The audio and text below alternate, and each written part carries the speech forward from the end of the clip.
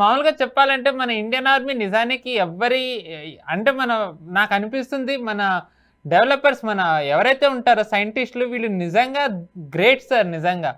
మామూలుగా మనం ATGM anti tank guided మిసైల్స్‌ని మనం చాలా రకాల మీద అంటే ఇప్పుడు భారత్ ఫోర్స్ కళ్యాణి వాళ్ళదే ఉంది. వాళ్ళు ఒక ట్రక్‌కి పెట్టారు. మనం మామూలుగా అంటూ ఉంటాం మౌంటైన్ టోడ్ ట్రక్ అని. కానీ ఎవ్వరు ఇప్పటివరకు నాకు తెలిసి ఇలాంటి అటెంప్టే చేయలేదు వరల్డ్‌లో. ఒక బైక్‌కి ఈ మిసైల్‌ని పెట్టి మన వాళ్ళు ఒక ట్రయల్స్ చేసే videos బయటకొచ్చాయి are photos.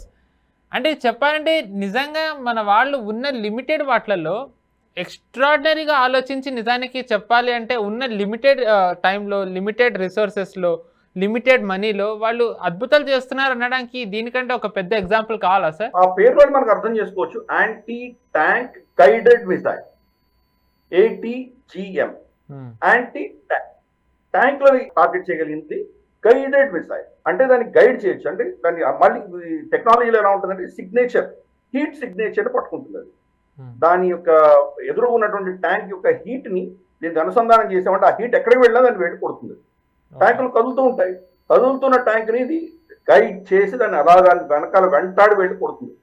Anti tank guided missiles. దానికి మనం ఏం చేసేవాళ్ళం గతంలో, పెద్ద పెద్ద ప్లాట్ఫామ్స్ ఉండేవి.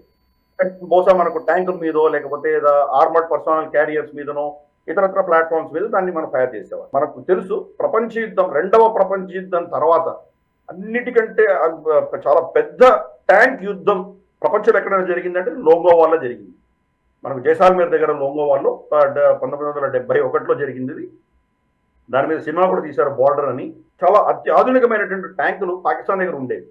మన దగ్గర ఉన్నవి చాలా పాత ట్యాంకులు. అయినా మన వాళ్ళు వీరోచితంగా పోరాడి మొత్తం వాళ్ళ ట్యాంక్ ఫ్లీట్ అంతా కూడా ధ్వంసం చేశారు. ఆ ట్యాంకులను చాలా క్యాప్చర్ చేశాము. మన దేశంలో అన్ని పట్టణాల్లో కూడా మనం పాకిస్తాన్ యుద్ధంలో 70 యుద్ధంలో క్యాప్చర్ చేసిన ట్యాంకులని మనం మెమోరియల్స్గా పెట్టుకున్నాం. ఏమన్నా మన ట్యాంక్ బండ్లో కూడా ఉన్నది వాళ్ళది క్యాప్చర్ చేసినటువంటి ట్యాంకు. మనకు ఈవెన్ క్యాంటోన్మెంట్లో కూడా అటువంటి ట్యాంక్స్ ఉన్నాయి పాకిస్తాన్ నుంచి క్యాప్చర్ చేసినవి. సో వాటిని ఛేదించగలిగినటువంటి technology anti tank guided missiles శత్రువులకు తెలియకుండా, ఎందుకంటే సిగ్నేచర్ ఇవన్నీ ఏమవుతుందంటే శాటిలైట్లో కానీ డ్రోన్స్తో కానీ ఏమాక్స్తో కానీ వాళ్ళు అబ్జర్వ్ చేస్తారు ఇక్కడి నుంచి ఎటువంటి ఎక్విప్మెంట్ వెళ్తోంది, దాన్ని టార్గెట్ చేసేటువంటి అవకాశాలు ఉన్నాయి. పెద్ద ట్యాంకో లేకపోతే మన పెద్ద ఆర్మర్డ్ పర్సనల్ వెహికల్లో వెళ్ళిందంటే 8x8 వెహికల్ ఇటువంటి వాటి వెళ్తున్నాయంటే కనుక దాన్ని ఈజీగా వాళ్ళు సునాయాసంగా పట్టుకొని దాన్ని టార్గెట్ చేసేటువంటి ప్రమాదాలు ఉన్నాయి. కానీ ఒక మోటార్ సైకిల్, రాయల్ ఎన్ఫీల్డ్ ఒక మోటార్ సైకిల్ వెళ్తుంది, మోటార్ సైకిల్ మీద ఏదైనా ఉండొచ్చు, దాన్ని ఎలా పట్టుకోవడం చాలా కష్టం ఉంటుంది కనుక్కోవడం. దాని మీద వీళ్ళు ఏటీజీఎం పెట్టి ఫైర్ చేయడం అంటే చాలా అద్భుతమైనటువంటి ఇన్నోవేటివ్ టెక్నాలజీ. ఇది చాలా ఇన్నోవేటివ్గా చేసాం మనం. ఎవరు కూడా మోటార్ బైక్ని, సైకిళ్ళని, స్కూటర్ని వాళ్ళు జనరల్గా రెడార్లో చిక్కవు. అవి వాళ్ళని ఏదో సివిలియన్ వెహికల్ అనుకుంటారు, కానీ దాన్ని ఇది ఒక అస్త్రంగా వాడుతున్నారని వాళ్ళు శత్రువులు పట్టుకోవడం చాలా కష్టం. రెండవది, మనకు కొన్ని ప్రాంతాలలో ఎస్పెషలీ మన కొండ ప్రాంతాలు కావచ్చు లేదా కొంత డెజర్ట్ ప్రాంతాల్లో కావచ్చు, పెద్ద పెద్ద ఆర్మర్డ్ వెహికల్స్ కానీ పెద్ద పెద్ద ట్యాంకులు కానీ వెళ్ళాలంటే కొంచెం కఠినమైనటువంటి పరిస్థితి. అక్కడ రాళ్ళు రప్పలు ఉండేటువంటి ప్రాంతాలు కావచ్చు, ఇసుక ఉన్నటువంటి ప్రాంతాలు కావచ్చు, మోటార్ బైక్ వెళ్ళిపోతుంది. ఎందుకంటే మనుషులు నడిచేటువంటి పాత్స్లో వాళ్ళు వెళ్ళిపోవచ్చు, మోటార్ బైక్ వెళ్ళొచ్చు.